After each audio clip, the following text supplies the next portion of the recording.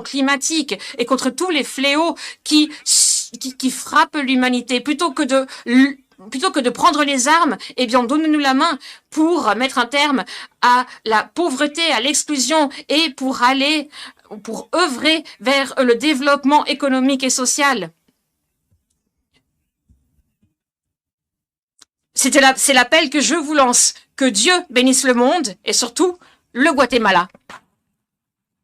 On behalf of the Assembly,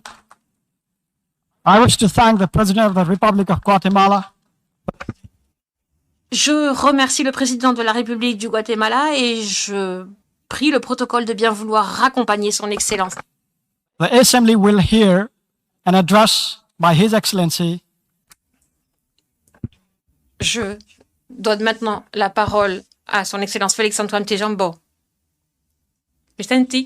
président de la République démocratique du Congo. Je prie le protocole de bien vouloir accompagner son Excellence. Au nom de l'Assemblée générale, j'ai l'honneur de donner la parole au président de la République démocratique du Congo, qui va prendre la parole devant l'Assemblée générale. Monsieur le Président de l'Assemblée générale des Nations unies, Monsieur le Secrétaire général des Nations unies, Mesdames et Messieurs les chefs d'État et de gouvernement, Mesdames et Messieurs les chefs de délégation, c'est pour moi un grand honneur et un réel plaisir de prendre la parole du haut de cette tribune pour faire entendre la voix de mon pays, la République démocratique du Congo, sur les principales questions qui préoccupent au plus haut point la communauté internationale actuellement. Monsieur le Président, je voudrais néanmoins, avant toute chose, vous féliciter pour votre élection à la présidence de la 77e session ordinaire de l'Assemblée générale des Nations unies. Je suis convaincu que vous donnerez le meilleur de vous-même pour la réussite de cette session et vous garantis tout le soutien de mon pays. Monsieur le Président, les défis majeurs auxquels l'humanité fait face actuellement sont la sécurité et la paix pour tous, la maîtrise des changements climatiques, la relance de l'économie mondiale après la Covid-19, la lutte contre la pauvreté et la promotion du bien-être collectif. Ces principaux défis sont complexes et intimement enchevêtrés. Conscient de cette réalité, je salue le choix judicieux et la pertinence du thème central de ces assises, à savoir un tournant décisif des solutions transformatrices face à des défis intriqués. À l'évidence, le relèvement de ces défis exige plus de concertation, plus de coopération et plus de solidarité entre les États et les nations. Le maintien de la paix et la sécurité internationale constituent le fondement et l'objectif primordial de la création de l'Organisation des Nations unies. Ni l'indifférence, ni l'immobilisme, ni l'attentisme de sa part ne sont par conséquent admissibles face à toute menace contre la paix et la sécurité internationale. À ce jour, la question de la sécurité et de la paix internationale se cristallise autour de la lutte contre le terrorisme ainsi que l'extinction des foyers de tension en Europe et en Afrique. En effet, le terrorisme n'a épargné aucun continent. Après l'Asie, l'Europe occidentale, l'Amérique du Nord, il se métastase en Afrique, où il a allumé le feu à plusieurs endroits et notre continent en paye un lourd tribut. Au Sahel, à l'Est, à l'Ouest, au centre et au sud de ce continent, les terroristes tuent par des expéditions barbares des populations innocentes et déstabilisent des États au nom de l'intégrisme religieux. Certes, des progrès remarquables ont été accomplis au Moyen-Orient dans la lutte contre ce fléau qui a battu de l'aile. Cependant, ce fléau est loin de s'essouffler et encore moins d'être éradiqué de notre planète. C'est pourquoi la République démocratique du Congo, une des victimes africaines de ce terrorisme, est membre de la coalition globale contre l'État islamique, interpelle les Nations unies et les exhorte à s'impliquer activement dans la mise en œuvre des recommandations de cette coalition et de celles du processus d'Aqaba. Les réactions, les déclarations d'intention et les proclamations de foi sans action collective vigoureuse sur le terrain ne suffiront jamais pour éradiquer le terrorisme. Monsieur le Président, au cœur de l'Europe, la guerre entre la Russie et l'Ukraine est une plaie béante dont le saignement atteint même l'Afrique lointaine et perturbe le commerce international à cause des dégâts collatéraux importants, notamment en matière d'approvisionnement en produits céréaliers et énergétiques d'origine ukrainienne et russe, nécessaires à l'alimentation des populations ainsi qu'au fonctionnement des économies des pays importateurs. Il est impératif que les Nations unies interviennent avec diligence et plus de fermeté pour éteindre ce brasier, et ce,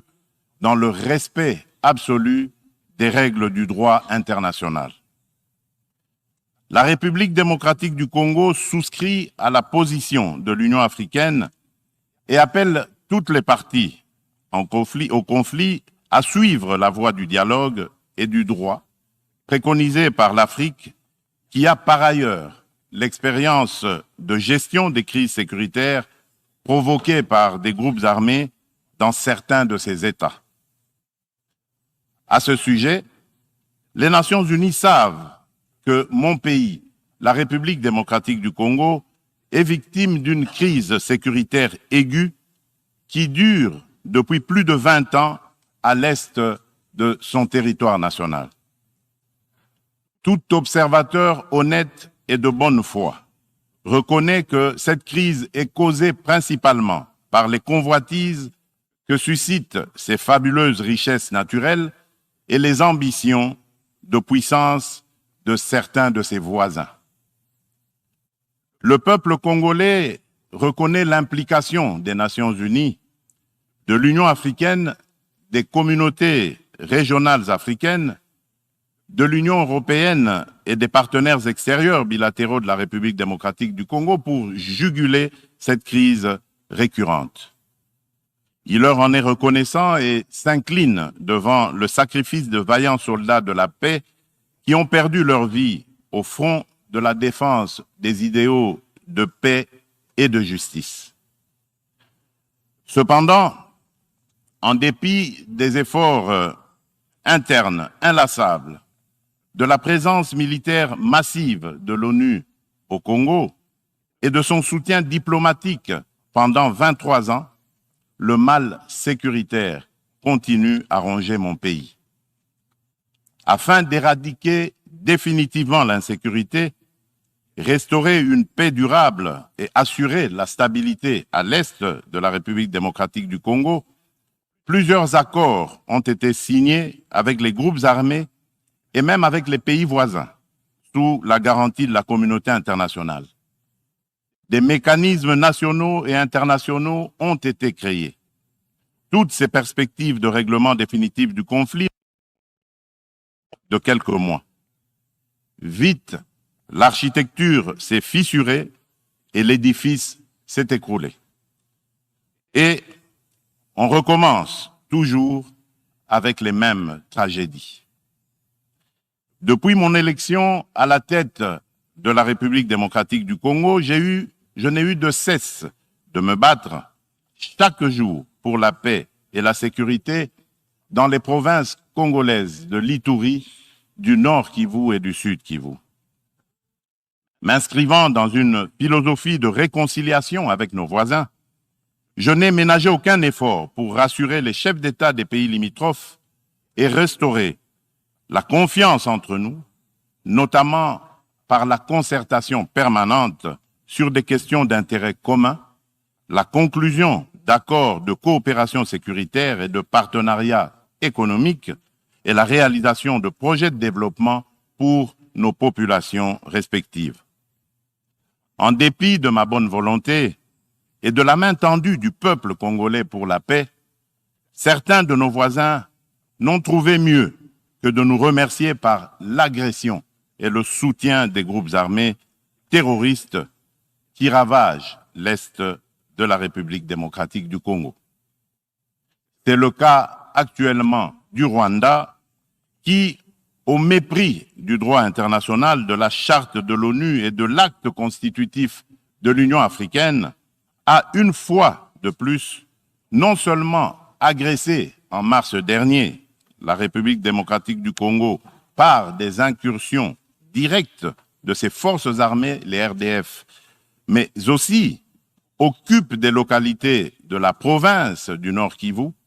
par un groupe armé terroriste interposé, le mouvement du 23 mars, dit M23, auquel il apporte un soutien massif, tant en matériel de guerre qu'en hommes de troupes. Et comme pour défier la communauté internationale, le M23, avec le soutien de l'armée rwandaise, a même abattu un hélicoptère de la MONUSCO et tué 8 casques bleus, commettant ainsi un crime de guerre. Je dénonce, en ce lieu emblématique de la vie internationale, avec la dernière énergie, cette énième agression dont mon pays, le Rwanda, sous couvert d'un groupe terroriste dénommé le M23. Monsieur le Président, l'implication du Rwanda et sa responsabilité dans la tragédie que vivent mon pays et mes compatriotes des zones occupées par l'armée rwandaise et ses alliés du M23 ne sont plus discutables, dès lors que plus d'une fois, aussi bien les groupes d'experts dûment mandatés par l'ONU et le mécanisme conjoint de vérification élargie de la conférence internationale sur la région des Grands Lacs, la CIRGL, que des organisations non gouvernementales humanitaires et des droits de l'homme crédibles les ont établis dans des rapports documentés et objectifs à la limite du scientifique. Pour éclairer la communauté des nations et mettre fin aux sempiternelles dénégations des autorités rwandaises, le gouvernement congolais réitère sa demande au président du Conseil de sécurité de distribuer officiellement aux membres du Conseil le dernier rapport des experts de l'ONU sur la situation sécuritaire à l'est de la République démocratique du Congo et de le faire examiner avec diligence par lui afin d'en tirer toutes les conséquences qui s'imposent sur le plan du droit, de la paix et de la sécurité internationale. Il y va de l'image et de la crédibilité de notre organisation. Procéder autrement serait, d'une part, encourager le Rwanda à poursuivre son agression, ses crimes de guerre et ses crimes contre l'humanité en République démocratique du Congo, et d'autre part, nourrir davantage la suspicion légitime des Congolais sur l'impartialité de l'ONU, ainsi que la complicité de certains de ses membres dans ces crimes. C'est pour mettre fin à cette suspicion et dissiper l'ambiguïté de certaines positions du Conseil de sécurité sur la crise sécuritaire à l'est de la RDC, ambiguïté qui excède la population congolaise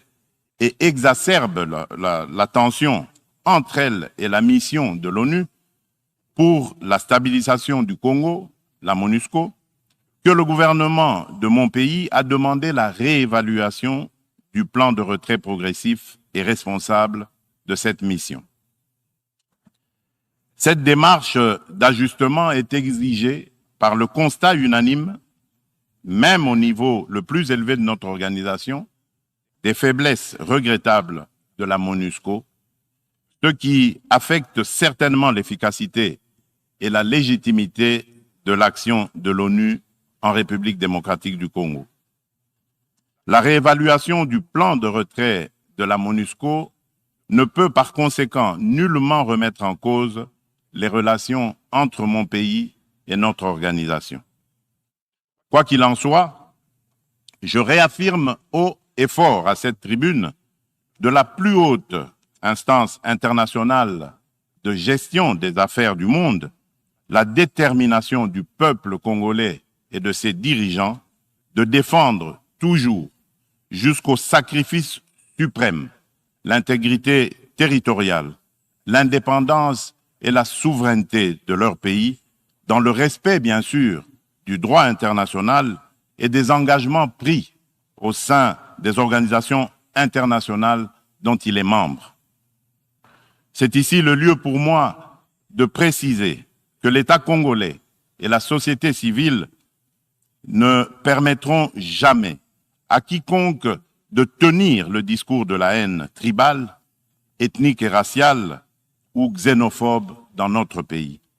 La Constitution de la République et les lois congolaises interdisent un tel discours et le sanctionnent sévèrement. Nul ne peut donc prétexter de ce discours imaginaire pour justifier des aventures criminelles au Congo,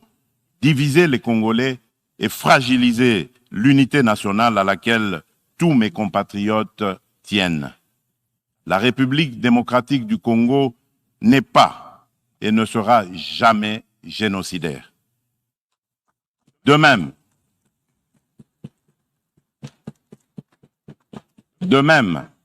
je soutiens que la prétendue collaboration que certains officiels congolais entretiendraient avec les opposants rwandais des forces démocratiques pour la libération du Rwanda, les FDLR, dont se servent les dirigeants rwandais pour justifier les agressions répétées de la RDC, est un alibi qui n'est corroboré par aucun fait avéré sur le terrain. En effet, les FDLR ont été décapités et réduites à néant par les forces armées de la République démocratique du Congo, les FARDC, en étroite collaboration avec l'armée rwandaise dans le cadre des opérations conjointes menées il y a quelques années. La République démocratique du Congo a en outre rapatrié plusieurs éléments des FDLR et leurs familles. Dès lors, les Congolais se demandent de quel FDLR parle-t-on? Quel est le mètre carré du territoire rwandais occupé par ces fantomatiques FDLR? À quel lieu précis du sol rwandais a-t-on jamais vu un jour un soldat congolais? Quoi qu'il en soit, la République démocratique du Congo reste disponible pour toute action répressive contre tout groupe armé qui tenterait de troubler la paix et la sécurité dans un pays voisin et dans la région des Grands Lacs. Monsieur le Président, le peuple congolais demande aux Nations Unies, à l'Union africaine, aux communautés régionales africaines et démocratiques du Congo de ne plus se fier aux dénégations éhontées des autorités rwandaises et de contribuer plutôt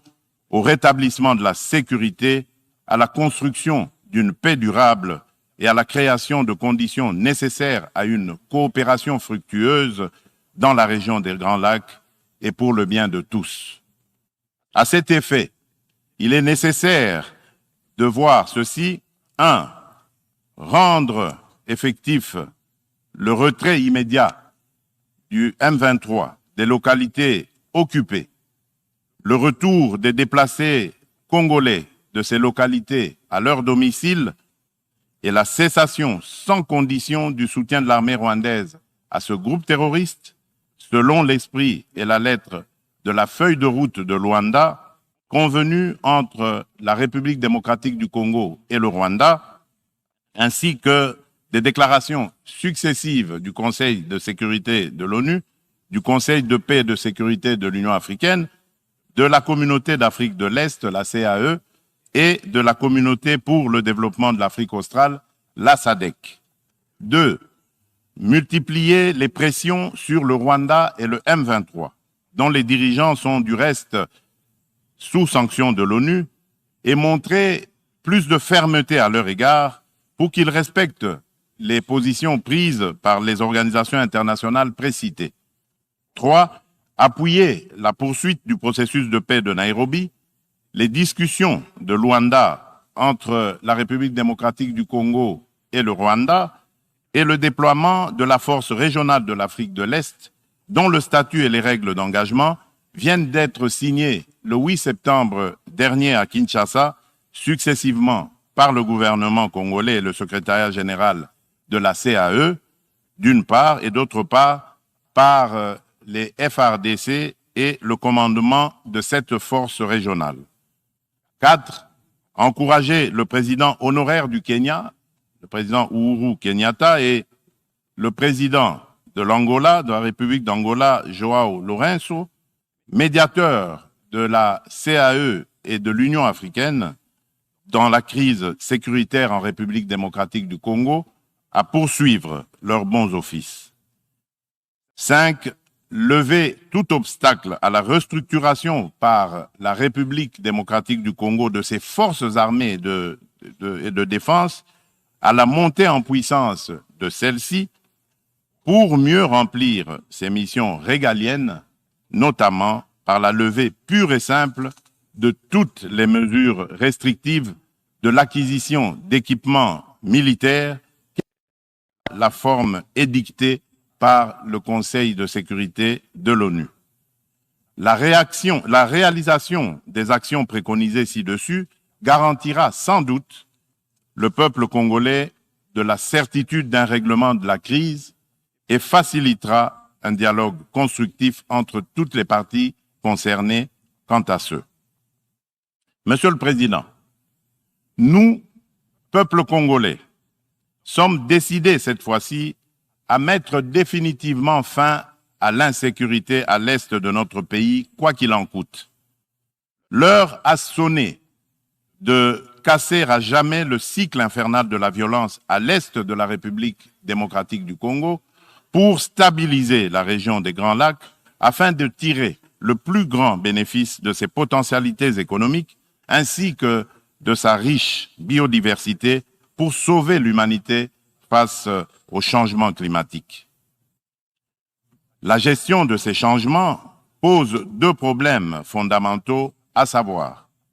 la mise en œuvre d'instruments juridiques et financiers issus de négociations internationales, en particulier dans le cadre des différentes conférences des parties à l'accord des Nations Unies sur le climat, la COP, et la transition énergétique. Il est temps, d'une part, de mettre fin à l'exécution sélective des engagements souscrits par les pollueurs et d'autre part, de compenser au nom de la justice climatique les efforts fournis par les pays moins pollueurs, dont ceux de l'Afrique, pour préserver l'environnement dans l'intérêt de toute notre planète. Quant à la transition énergétique,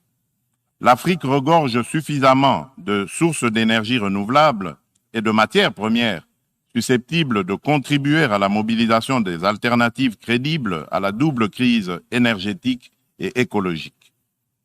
De ce point de vue,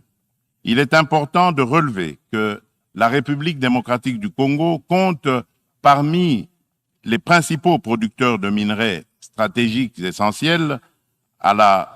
transition énergétique et à la décarbonisation du secteur des transports, dont notamment le cobalt, le lithium, le nickel ainsi que le manganèse. Mon pays s'est fixé comme objectif de produire proprement les 10 minerais à cette fin. C'est dans cette perspective que la République de Zambie et la République démocratique du Congo ont signé le 29 avril de cette année un accord relatif à la mise en place d'une chaîne de valeur dans le secteur de batteries électriques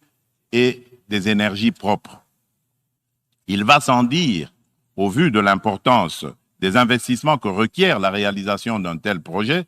que l'implication des partenaires est particulièrement indispensable, notamment en termes d'apport en capitaux et en technologies adaptées. En outre, afin de soutenir le programme de transformation verte des économies sur le continent africain et de rencontrer la demande d'énergie croissante dans le monde, mon pays a pris l'option de valoriser son immense potentiel en matière d'énergie renouvelable, dont l'hydroélectricité, le solaire, la géothermie et l'exploitation de ces gisements gaziers. De ce fait, la République démocratique du Congo se présente comme un atout à la réalisation de l'agenda 2063 de l'Union africaine à travers la mise en œuvre du projet Grand Inga, lequel pourrait également s'avérer bénéfique pour une partie de l'Europe et du Moyen-Orient. C'est dans cette perspective qu'elle est heureuse d'abriter les travaux préparatoires de la 27e conférence des partis sur le climat, la pré-27, le mois prochain. Monsieur le Président, je saisis cette opportunité pour apporter de la lumière sur le volet environnemental de l'appel d'offres lancé le 28 juillet dernier par mon pays pour l'exploration de ces 27 blocs pétroliers et 3 blocs gaziers, appel qui semble faire inutilement polémique sur la place publique internationale. À ce sujet, il convient de rappeler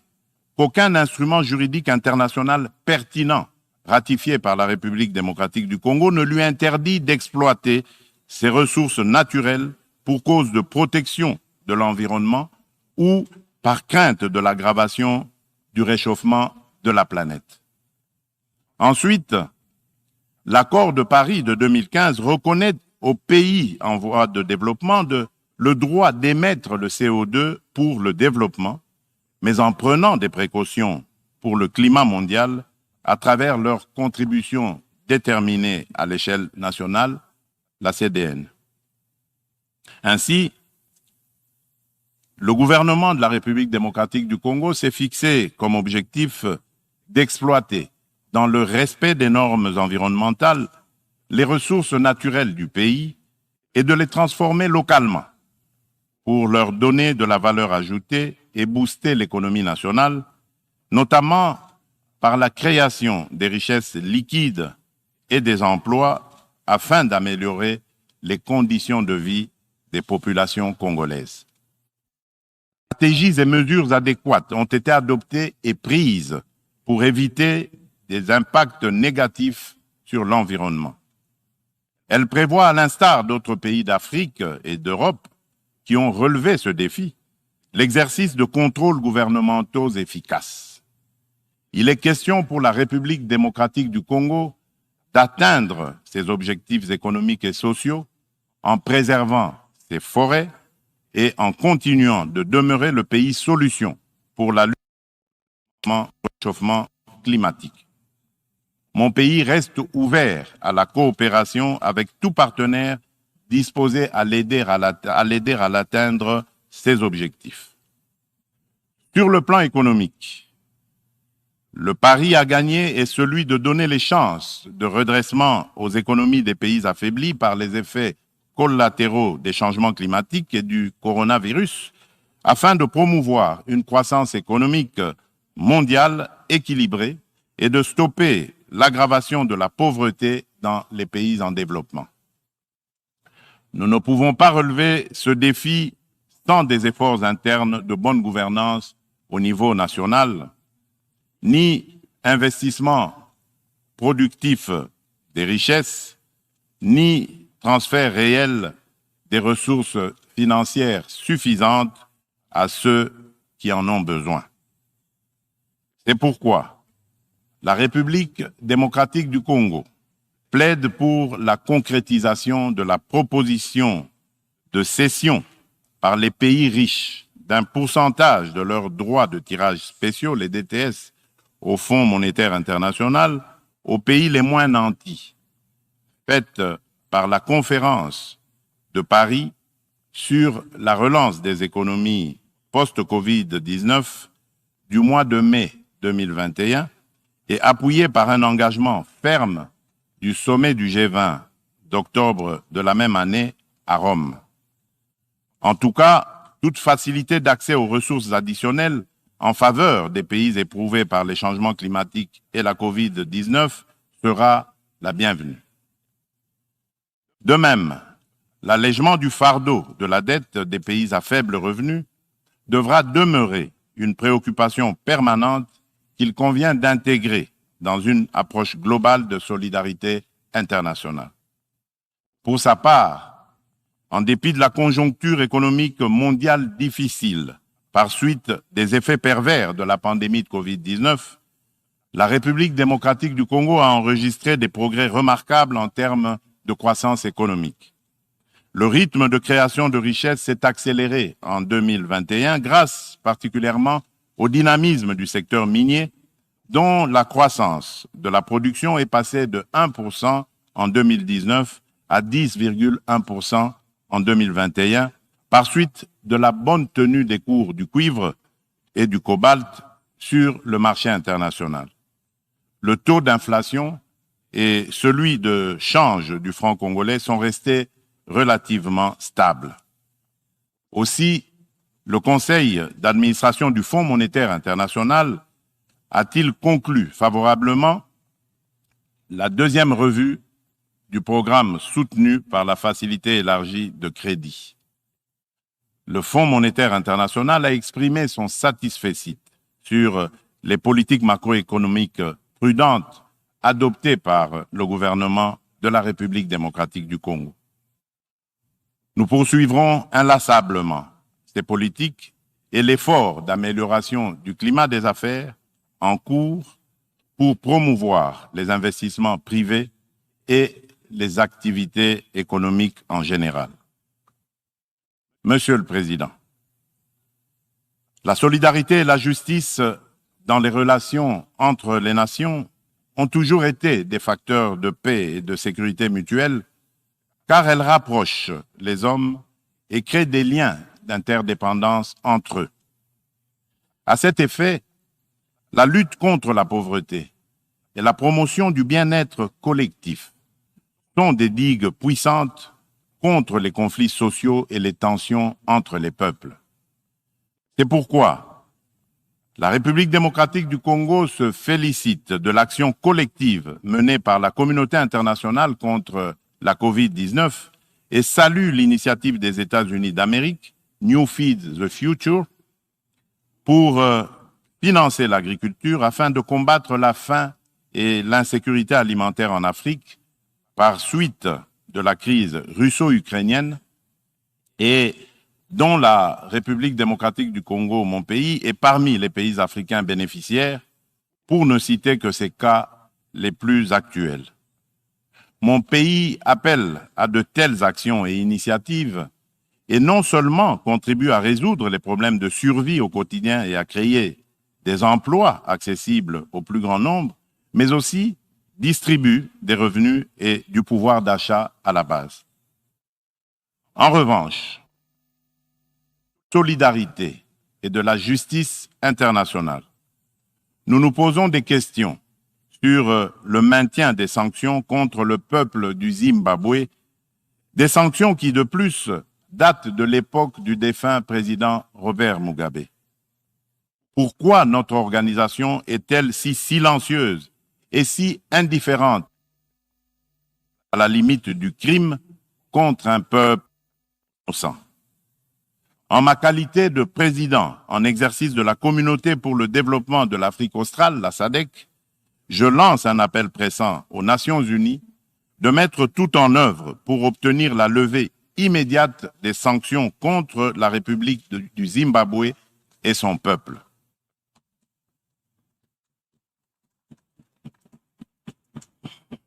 Monsieur le Président, dans ce monde multipolaire, aucun pays, aussi puissant et riche soit-il, ne peut prétendre affronter seul les défis que je viens d'exposer ci-dessus et encore moins les relever dans l'intérêt de tous. L'importance des enjeux, la complexité des problèmes à résoudre et l'ampleur de la tâche exigent une approche multilatérale équitable qui intègre les intérêts d'un chacun et mutualise les énergies de tous dans le respect réciproque. C'est pourquoi la République démocratique du Congo continue à penser qu'il est indispensable de mieux structurer le multilatéralisme et de l'enrichir dans l'égalité de traitement et de toutes les parties prenantes afin de créer des espaces de dialogue et de coopération dont nous avons besoin pour assurer la paix et la sécurité internationale. C'est cela, l'Organisation des Nations Unies que nous voulons. Pour ce faire, il nous faut accorder le bénéfice de l'urgence à la réforme de l'ONU qui semble actuellement marquer le pas. Dans ce cadre, je me fais le devoir d'insister sur la nécessité de satisfaire la revendication légitime et juste de l'Afrique d'être représentée au sein du Conseil de sécurité de l'ONU par 2 sièges supplémentaires dans la catégorie des membres non permanents et par 2 autres dans celle des membres permanents avec les mêmes droits, y compris celui de veto, les mêmes privilèges et obligations que ceux des membres permanents actuels. C'est une question de justice à rendre à un continent, mieux à un pan entier de l'humanité dont le rôle ne cesse de s'accroître chaque jour davantage dans la conduite des affaires internationales. Nous, Africains, y tenons fermement. Monsieur le Président de l'Assemblée générale des Nations unies, Monsieur le Secrétaire général des Nations unies, Mesdames et Messieurs les chefs d'État et de gouvernement, Mesdames et Messieurs les chefs de délégation, pour terminer, permettez-moi de dire un mot sur la parité homme-femme. À ce propos, il y a lieu d'insister sur la nécessité de poursuivre les efforts en cours tant au niveau international qu'à celui des États pour créer des espaces d'égalité du genre et des opportunités de liberté et d'action pour la femme. Pour ce faire, l'implication des hommes dans les politiques de promotion du genre s'avère nécessaire parce que d'une part, l'homme partage la vie avec la femme et d'autre part, depuis des temps immémoriaux, pour des raisons diverses, l'homme s'est forgé une prééminence sur la femme qui lui confère une influence déterminante sur le destin de cette dernière. Nous devons mettre un terme à cette situation de fait. C'est pourquoi, lors de mon mandat à la tête de l'Union africaine, j'ai initié une rencontre des chefs d'État et de gouvernement de l'organisation continentale sous le thème de Conférence des hommes sur la masculinité positive. De ce rendez-vous historique tenu à Kinshasa en 2021, il est sorti une déclaration de l'Union africaine contenant l'engagement des hommes, notamment celui des chefs d'État et de gouvernement, de mettre fin aux violences faites aux femmes et aux filles et apporter des réponses appropriées à cette problématique. Cette déclaration constitue une véritable charte de l'Union africaine pour la femme que je m'attelle à matérialiser en ma qualité de champion de l'Union africaine pour la masculinité positive. C'est dans ce cadre que j'ai entrepris de promouvoir davantage la Congolaise qui occupe aujourd'hui de plus en plus l'avant-plan de la gestion des affaires publiques au sein des institutions politiques, judiciaires de mon pays. Cette politique volontariste devra permettre dans l'avenir un changement radical, non seulement de perception de la femme et de son rôle dans la société, mais aussi dans la prise en charge par la femme elle-même de son destin. En effet, La parité n'est pas un cadeau fait à la femme, mais une responsabilité qu'elle doit assumer. Je souhaite plein succès aux travaux de la 77e session ordinaire de l'Assemblée générale. Je vous remercie.